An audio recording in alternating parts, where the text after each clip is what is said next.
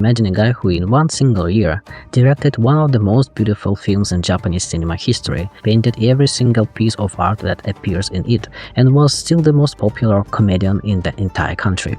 A guy who smashed his face into a scooter, lost half his ability to make facial expressions, and then casually announced it was the best thing that ever happened to him. A guy the yakuza actually respect, critics worship, and who describes himself like this: "I'm just a clown who got lucky and didn't die on schedule." Takeshi Kitano. Today we are figuring out what the hell this guy's deal is.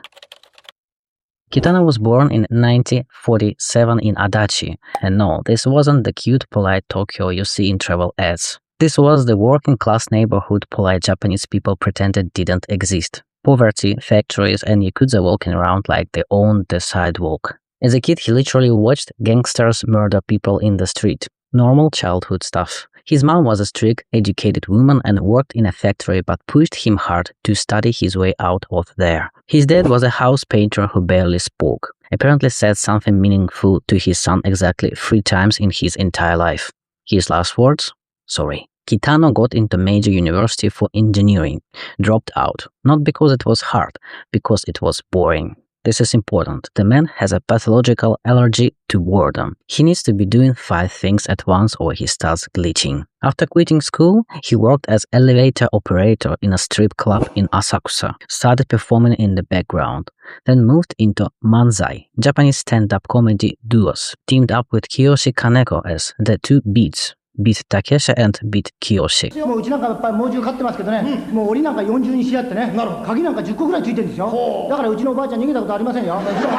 Beat Takeshi became his TV comedian persona. Takeshi Kitano became the director, painter, writer, and cultural phenomenon. He treats them like 2 different people living in the same body. And honestly, it kind of works. Quick context break because this matters. The yakuza aren't just Japanese mafia. They are full-blown subculture with their own rules, hierarchy, and weirdly public presence. Unlike the Sicilian mafia, these guys historically didn't hide. They had offices with signs, business cards, they helped with earthquake and tsunami relief before the government could get organized. Their roots go back to feudal-era gamblers and street vendors, called bakuto. One charming tradition, yubitsume, chopping off a finger joint as apology or sign of loyalty. Fewer fingers, more impressive resume. By the 80s, yakuza had their fingers in construction, ports, nightclubs, entertainment, and yes, the film industry. The Toei studio was making yakuza movie with actual gangsters consulting. The line between fiction and reality was basically a suggestion. After Kitano's Violent Cop came out, a real yakuza called him with professional notes. When you are dumping a body in the ocean, you gotta punch the hole in the bottom of the boat first, so it actually sinks. Helpful, terrifying, very on brand. Kitano grew up with these guys as background characters in his neighborhood. Not romantic anti-heroes, not cartoon villains, just there, like rain. That's why in his movies, yakuza never feel glorified or demonized. They're just part of the weather. By the 80s, Kitano was everywhere. TV shows, commercials, magazines, national treasure status. And it did not make him nicer. December 1986. Tabloid magazine Friday runs a story claiming Kitano's having an affair with college student. The paparazzi, in the process of harassing her for a comment, accidentally scratched her face with a recorder and injured her neck and back. Kitano does not call his lawyer.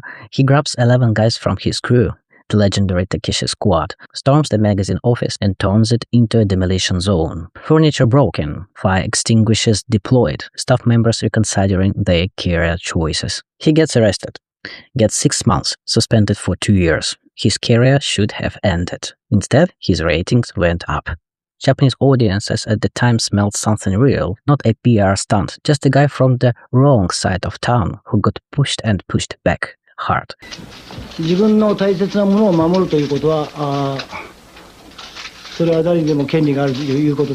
Kitano later said, without much remorse, "I'm not proud of it, but I do it again." August 1994, Kitano on a scooter meets a guardrail at high speed, skull fracture, severe brain injury, right side of his face paralyzed, 2 months in the hospital. Doctors aren't sure he'll ever work again. He came back, but not the same. His right eye still doesn't move right. His smile is permanently asymmetrical. His face developed this frozen, mask-like quality.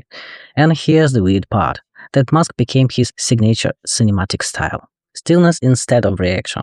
Violence that explode out of nowhere. Not because the movie is built in tension, but because that's just how life works sometimes. Later, he admitted something surprising. The crash might have been a subconscious suicide attempt. He was at the absolute peak of fame and somewhere inside completely hollow. While recovering, bored out of his mind, he started painting, never stopped. Then he wrote the script for Hana-bi, Fireworks, his most personal film. A detective story tangled up with a dying wife, guilt, beauty, and death. The paintings the main character creates in the movie, Kitano painted them himself. The score was composed by his longtime collaborator Joe Hisaishi. Fireworks won the Golden Lion at Venice in 1997. He cried during that ceremony. The mask slipped just for a moment. Kitano is the guy who consistently refuses to be what people expect from him. He talks about death like it's not a big deal. Death is just the end of the story. What's scary about that? This isn't edgy posturing. After the accident, he got uncomfortably close to the exit and apparently decided it wasn't that impressive. On creativity, he doesn't believe in separating serious art from entertainment. Movies, painting, books, television, it's all the same conversation, just different languages. He written over 50 books, novels, memoirs, essay collection, newspaper columns, philosophical takes on humor. His paintings have shown in galleries worldwide. On Japan, he loves it and resents it in equal measure. He criticizes the conformity, the culture of silence, the way people are terrified of standing out. And yet he's 100% a product of that system. Working-class kid, strict mother, fighting his way up from nothing. He often talks about himself in the third person. Seriously, he separates Beat Takeshi, the loud chaotic media personality, from Takeshi Kitano, the person who exists somewhere off camera.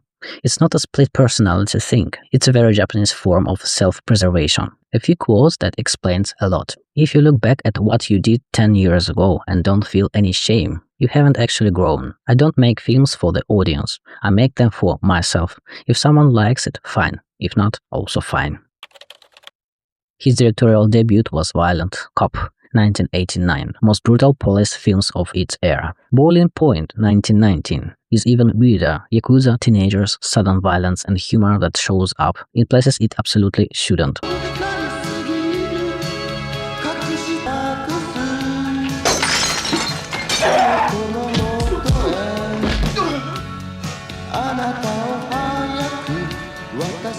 Sonatine, 1993, is basically a poem about people who are tired of being alive. Yakuza hide out on a beach waiting to die and end up playing like children in the sand. Fireworks, 1997. Venice Golden Lion, international recognition. Zatoichi, 2003. He took the legendary blind swordman, reimagined him completely and gave the final fight a tap dance sequence, just because he felt like it.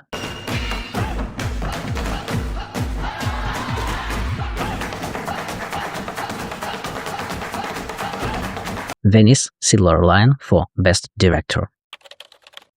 He hosted Takeshi Castle, a show there. Contestants attempted increasingly ridiculous and dangerous physical challenges. In one interview, he admitted he cries while watching his own movies, but only at home, alone, never in public.